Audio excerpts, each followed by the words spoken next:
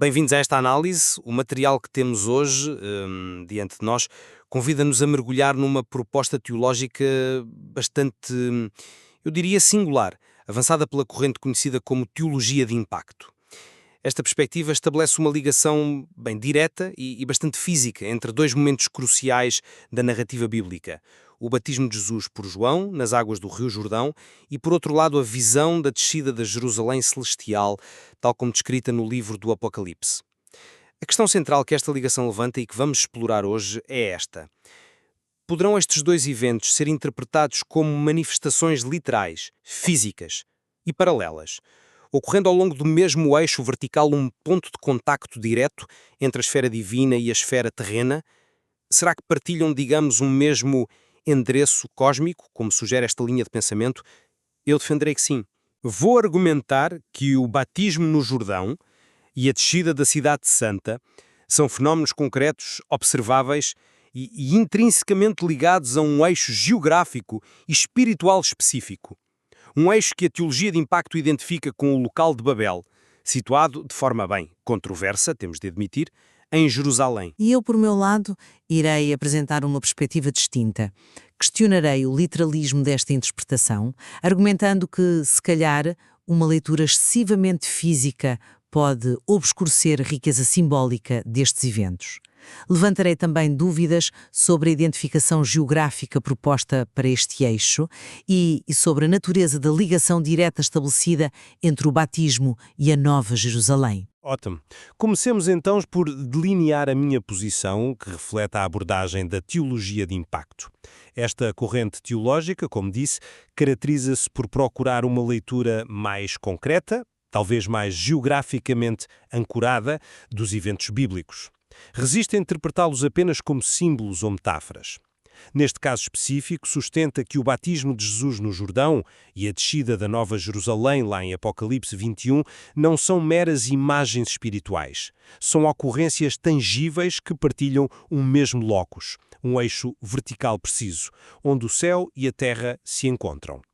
Este eixo é considerado fundamental, pois é identificado como o local original da Torre de Babel, narrada em Gênesis 11. E aqui reside um ponto distintivo, e eu reconheço polémico. A teologia de impacto situa esta Babel não na Mesopotâmia, como dita a tradição e a arqueologia, mas na própria Jerusalém. Esta localização baseia-se numa leitura específica da visão de João no Apocalipse, ali nos capítulos 17 a 19, onde a figura da Grande Babilónia é interpretada como uma referência à Jerusalém do século I. A lógica subjacente é de uma grande inversão cósmica. Em Babel, a humanidade tentou arrogantemente subir aos céus. Com a vinda de Cristo, inicia-se o movimento inverso, a descida de Deus à terra. O batismo de Jesus é visto, então, como o marco inaugural desta descida física. Mateus 3.16 descreve os céus a abrirem-se, interpretado aqui literalmente, e o Espírito Santo a descer sobre Jesus. Este evento, ocorrendo no Jordão, próximo da suposta Babel-Jerusalém, reativa este eixo de contacto divino-humano através do elemento purificador da água.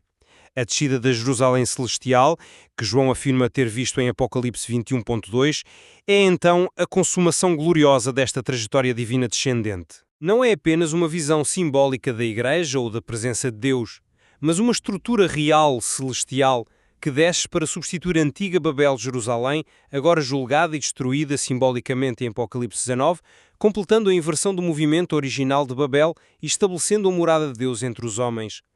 Nesta ótica, o batismo é a antecipação física, a maquete localizada, se quisermos, da descida cósmica e final da cidade. Percebo a construção do argumento, sim, mas a minha abordagem diverge consideravelmente.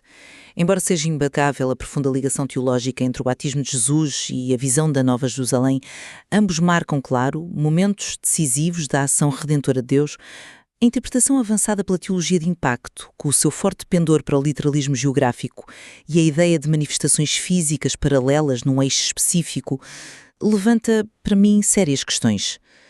Olhe, a vasta tradição interpretativa cristã ao longo de 2 milénios tem consistentemente explorado a imensa riqueza simbólica destes eventos. O batismo de Jesus é compreendido como um ato carregado de significado. A identificação de Jesus com a humanidade pecadora, a sua consagração para o ministério, a unção divina pelo Espírito Santo, o testemunho do Pai. É um momento de profunda revelação trinitária e o início da sua caminhada pública rumo à cruz e ressurreição. Por outro lado, a Nova Jerusalém, na visão apocalíptica de João, é esmagadoramente interpretada como um símbolo poderoso da consumação final da história, da presença perfeita e gloriosa de Deus junto do seu povo redimido, da comunhão restaurada, da Igreja triunfante com a noiva de Cristo. Reduzir estes acontecimentos a fenómenos primariamente físicos, localizados num eixo geográfico específico, arrisca-se a empobrecer drasticamente esta multiplicidade de camadas de significado teológico, espiritual e escatológico. A própria premissa da identificação de Jerusalém com a localização da Torre de Babel é francamente muito controversa. Vai contra o consenso estabelecido pela investigação arqueológica e histórica que situa Babel na Mesopotâmia, na região do atual Iraque. Fundamentar esta identificação numa leitura particular e literalizante da Grande Babilónia em Apocalipse 17-19 é hermeneuticamente delicado. A maioria dos estudiosos interpreta essa figura como um símbolo, seja do Império Romano, o opressor dos cristãos no século I, seja de forma mais abrangente de qualquer poder mundano, idólatra e hostil a Deus. Não se trata para muitos de uma designação geográfica literal da Jerusalém do tempo de João. Acresce que a natureza das descidas em si para ser bastante diferente. No batismo, temos o Espírito Santo, uma realidade divina, pessoal, a descer sobre uma pessoa específica, Jesus, num evento histórico concreto, ainda que teofânico. Na visão de Apocalipse, temos uma cidade celestial, uma entidade complexa e de dimensões cósmicas, a descer numa visão profética, cuja natureza se deve ser entendida literalmente como uma estrutura física a baixar do céu ou como uma representação visionária ou simbólica da implantação final do Reino de Deus, é em si mesma objeto de intenso debate teológico. Não me parece evidente que sejam eventos estruturalmente paralelos de forma literal. Compreendo a sua ênfase no simbolismo, claro, mas permita-me apresentar outra perspectiva sobre a questão do literalismo e do eixo vertical. A teologia de impacto não nega a dimensão simbólica, atenção, mas insiste em levar a sério a linguagem descritiva dos textos bíblicos. Quando Mateus relata que no batismo os céus se lhe abriram e ele viu o Espírito de Deus descendo como pomba, ou quando João em Apocalipse afirma categoricamente vi a cidade santa que descia do céu, bem, a proposta é considerar que estes autores estão a descrever fenómenos que foram, de alguma forma, observados ou experienciados. Não se trata apenas de poesia, mas de testemunho. O conceito do eixo vertical Babel-Jerusalém torna-se crucial aqui. Não é apenas uma ideia abstrata, mas o palco geográfico e espiritual onde se desenrola a grande inversão da história da salvação. A tentativa humana de escalar os céus em Babel é respondida e superada pela decisão divina de descer até nós em Cristo. Um movimento que encontra a sua expressão máxima na Nova Jerusalém. A ideia de Jerusalém como um centro cósmico, um ponto de ligação entre o céu e a terra, não é totalmente estranha ao pensamento bíblico. Veja-se Ezequiel, por exemplo, ele descreve o povo de Israel como habitando no umbigo da terra. A expressão hebraica é Tabur Haares, em Ezequiel 38:12, e situa Jerusalém no meio das nações, Ezequiel 5,5. É significativo que a Septuaginta, a antiga tradução grega do Antigo Testamento, use aqui o termo onfalos, que significa literalmente umbigo, e que no mundo grego estava associado ao oráculo de Delfos, considerado o centro do mundo. Embora possamos debater se esta linguagem é puramente teológica ou se tem também uma conotação geográfica, a teologia de impacto vê nestas passagens um indício de que Jerusalém era vista como este ponto axial literal, este centro a partir do qual Deus ordenou o mundo e interage com ele. O batismo e a descida da cidade seriam então ativações literais deste texto. Esse ponto sobre Ezequiel e o umbigo da terra é interessante, sem dúvida, embora o enquadre de outra forma. A linguagem bíblica, sobretudo nos livros proféticos, como Ezequiel, e nos textos apocalípticos, como o de João, é intrinsecamente simbólica e metafórica. Utiliza imagens poderosas e concretas para veicular verdades teológicas profundas que muitas vezes transcendem uma descrição literal. Quando lemos que os céus se abriram, isso pode significar, e frequentemente significa noutros contextos bíblicos, um momento de revelação divina especial, um acesso privilegiado à presença ou ao conhecimento de Deus, uma manifestação da sua vontade, sem que isso implique necessariamente uma abertura física do firmamento, percebe? Da mesma maneira, a descida da Nova Jerusalém pode ser uma metáfora extraordinariamente rica para descrever a plena realização do reino de Deus na Terra. A transformação da criação sob a sua soberania, a implantação final da sua justiça e paz, uma realidade celestial que se manifesta e se estabelece na esfera terrena, sem que tenhamos de imaginar uma cidade literal a descer como um objeto físico. Quanto ao Tabu Haares ou Ómfalos em Ezequiel, a interpretação mais comum e, a meu ver, mais plausível é que se trata de uma designação teológica da importância central de Jerusalém no plano de Deus. É o centro espiritual do mundo, o lugar da sua aliança, o foco da sua ação redentora na história, mas não necessariamente o centro geográfico do planeta em termos cartográficos. A centralidade é religiosa e pactual, não topográfica. Insistir num literalismo rigoroso em passagens como estas corre o risco de perder a profundidade da mensagem. Os autores bíblicos usavam o concreto para falar do transcendente. Reduzir o transcendente ao puramente concreto pode ser uma forma de empobrecimento interpretativo. É preciso ter cautela para não confundir a imagem com a realidade última que ela representa. Mas essa cautela não nos deve impedir de considerar a possibilidade de que a imagem e a realidade possam por vezes coincidir de forma mais direta. Passemos à controversa identificação de Jerusalém com Babel. A teologia de impacto não chega a esta conclusão, digamos, de ânimo leve. Baseia-se numa leitura atenta de Apocalipse 17 a 19. João descreve a grande Babilónia, a mãe das prostituições e das abominações da terra, como a grande cidade que domina sobre os reis da terra. AP 17.5. Ora, no contexto do século I, para um autor judeu-cristão profundamente imerso nas Escrituras e na história do seu povo, qual seria a grande cidade que mais diretamente representava a apostasia religiosa e o poder político que se opôs a Jesus e prosseguiu a Igreja nascente? Embora Roma fosse o poder imperial dominante, a teologia de impacto argumenta que a descrição de João se ajusta de forma mais precisa a Jerusalém do seu tempo, vista como o centro de um sistema religioso que rejeitou o Messias. Esta visão apocalíptica é tratada não como mera alegoria, mas como um testemunho divinamente inspirado que pode inclusive ter precedência sobre interpretações arqueológicas ou tradições históricas posteriores. A chave é a percepção de uma continuidade espiritual e talvez até material, de alguma forma, entre a arrogância da Babel original e a condição da Jerusalém do século I, tal como vista por João. E não podemos ignorar a cena do Pentecostes em Atos 2. Reunião em Jerusalém de judeus devotos de todas as nações que há debaixo do céu, incluindo mesopotâmios, partos e medos, povos associados à antiga esfera babilônica, e a superação milagrosa da barreira linguística através do dom do Espírito Santo. Bem, isto pode ser interpretado como uma poderosa inversão simbólica da dispersão e confusão de línguas ocorrida em Babel, Gênesis 11. Isto reforçaria a ideia de Jerusalém como o ponto focal onde a maldição de Babel começa a ser revertida, sugerindo que no plano divino Jerusalém ocupa o lugar central que Babel outrora usurpou. Tenho alguma dificuldade em aceitar essa conclusão sobre Babel e Jerusalém. A identificação da Babilónia no Apocalipse é, como referi, uma das questões mais complexas e debatidas na exegese deste livro. É verdade que a interpretação que associa a Jerusalém existe e tem os seus argumentos, particularmente focando na crítica ao sistema religioso judaico da época. No entanto, a visão largamente maioritária entre os estudiosos, tanto historicamente como hoje, identifica a Babilónia com Roma. Roma era, inequivocamente, a grande cidade que dominava sobre os reis da terra no século I, o centro de poder imperial que perseguia os cristãos e que encarnava para muitos autores do Novo Testamento a arrogância e a idolatria de um sistema mundano oposto a Deus. Outros ainda veem Babilónia de forma mais puramente simbólica, representando qualquer poder opressor ou sistema corrupto ao longo da história. Fundamentar uma afirmação tão radical como a relocalização geográfica da Torre de Babel para Jerusalém, baseando-se quase exclusivamente numa interpretação específica e minoritária de uma visão apocalíptica altamente simbólica, parece-me um salto hermenêutico muito grande Ignora, como já disse, o peso esmagador da evidência histórica e arqueológica que situa a antiga cidade de Babel na Mesopotâmia.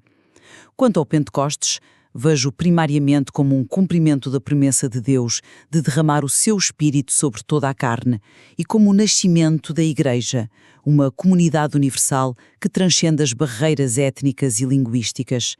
A presença de pessoas de diversas nações em Jerusalém atesta, claro, o seu estatuto como centro religioso e de peregrinação para a diáspora judaica. É um sinal poderoso da universalidade do Evangelho que ali começa a ser proclamado. Mas daí a concluir que Jerusalém é literalmente a Babel reconstruída ou o local geográfico da torre original, parece-me forçar a simbologia do evento para além do que o texto de Atos suporta. A convergência teológica e missionária, não necessariamente uma correção da geografia de Gênesis 11. Passemos então à natureza paralela das descidas. A teologia de impacto argumenta que há uma coerência profunda aqui. A descida do Espírito no batismo e a descida da cidade em Apocalipse são eventos desconexos, mas duas fases de mesma ação divina fundamental. O movimento vertical de Deus em direção à Terra, ocorrendo ao longo do mesmo eixo geográfico espiritual que identificamos como Babel-Jerusalém. Poderíamos pensar no batismo como a manifestação em microescala, a antecipação focada no corpo individual de Cristo, o Espírito desce sobre ele. A Nova Jerusalém seria então a manifestação em macroescala, a consumação cósmica focada no corpo da terra redimida, ou da nova criação, a cidade desce sobre ela. As descrições vívidas que temos, o Espírito descendo corporalmente como pomba, Lucas 3,22, Mateus usa só como pomba, e a cidade adornada como noiva ataviada para o seu esposo, Apocalipse 21,2, são interpretadas por esta corrente não como meras comparações poéticas, símiles, mas como descrições fenomenológicas, ou seja, descrições da forma como estas realidades divinas se manifestaram aos observadores humanos, João Batista e João Evangelista. É a forma como a descida foi percebida. E um ponto linguístico que reforça esta leitura. O verbo grego usado para descrever ambas as descidas é o mesmo katabainó, descer. Encontramo-lo em Mateus 3.16 para o Espírito e em Apocalipse 21.2 e 21.10 para a cidade. A teologia de impacto vê neste uso consistente do mesmo verbo um indício textual deliberado que sublinha o paralelismo na ação divina. É a mesma dinâmica descendente em ação. Que o uso do mesmo verbo pode simplesmente indicar a direção do movimento, de cima para baixo, em ambos os casos sem necessariamente implicar uma identidade na natureza dos eventos ou um paralelismo estrutural literal. A meu ver, a natureza intrínseca destes dois acontecimentos é fundamentalmente distinta, o que torna difícil sustentar um paralelismo tão direto e físico. O batismo de Jesus é a unção do Messias pelo Espírito Santo. É um evento histórico localizado no tempo e no espaço, que inaugura o ministério público de Jesus e tem implicações soteriológicas e eclesiológicas imensas. Mas é focado na pessoa de Cristo. A descida da Nova Jerusalém, por outro lado, pertence ao domínio da escatologia, da visão profética sobre o fim dos tempos.